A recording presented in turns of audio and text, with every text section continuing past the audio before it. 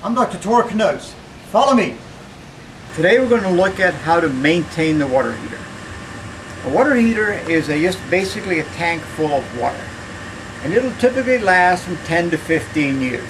The better you maintain it, the longer it's going to last. One of the big issues with water heaters is the kind of water you have. Do you have hard water or do you have soft water? Does it take a lot of soap when you're washing your hands in order for it to lather up, and does it seem to rinse off very quickly? Or does it take a small amount of soap and you end up having to rinse your hand a long time in order to feel like the soap is gone?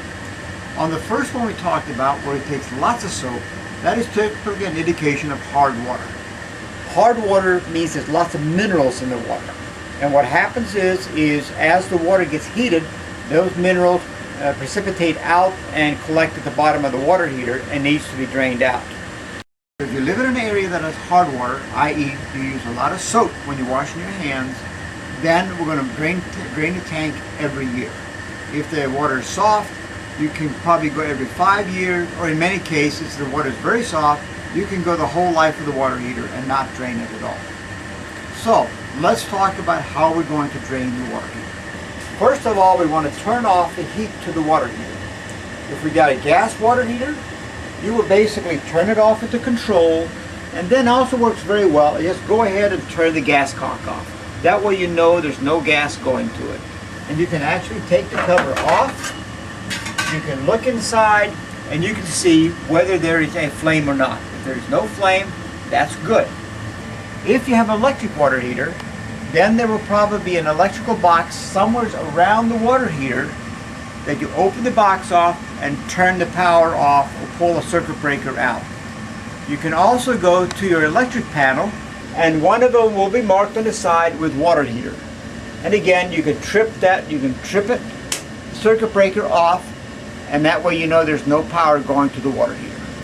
If you don't want to have time to let it cool off, you can go upstairs, turn on a faucet in the house, and just go ahead and let the water run until the water cools down.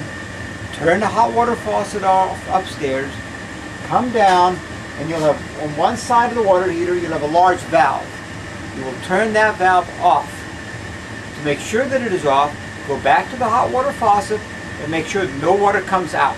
Then what we're going to do is we're going to go ahead and drain the water. Obviously, we do not want to drain it on the floor, so we're going to have to put a hose on it. And it just screws on here. Now, on the other end of the hose, when we're draining the water heater, we need to take it outside.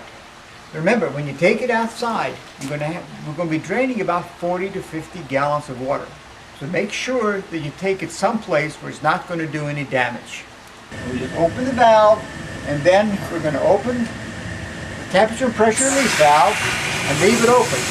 And what will happen then is it will allow air to get into the tank as the water is being drained out. And it'll take probably about 15 minutes or so until all the water is drained out of the tank. Close the valve here, then you can take off the hose. You're closed here. Now what we need to do is we need to go back on and turn on that hot water faucet. What that's going to do is the tank is now full of air. So as we fill the tank with water, we have to displace the air and let it go someplace. Now we're back up to the cold water valve. We're going to turn on the cold water valve, and then you'll hear water rushing into the tank, and it'll take several minutes for it to fill back up again.